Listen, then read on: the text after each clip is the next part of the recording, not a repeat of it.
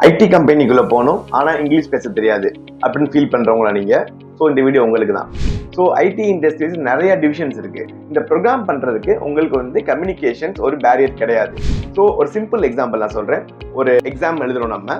So நீங்கள் ப்ரோக்ராமில் 80% mark எடுக்கிறீங்க, இங்கிலீஷில் 35% எடுத்தால் போதும், நீங்கள் டெவலப்மெண்ட்டில் நல்லாவே சர்வே பண்ணலாம். சப்போஸ் டெஸ்டிங்கில் போகணும்னு ஆசைப்படுறீங்க நீங்கள் அப்படின்னா, டெஸ்டிங்கில் பார்த்தீங்க அப்படின்னா you must be strong both in programming as well as communication.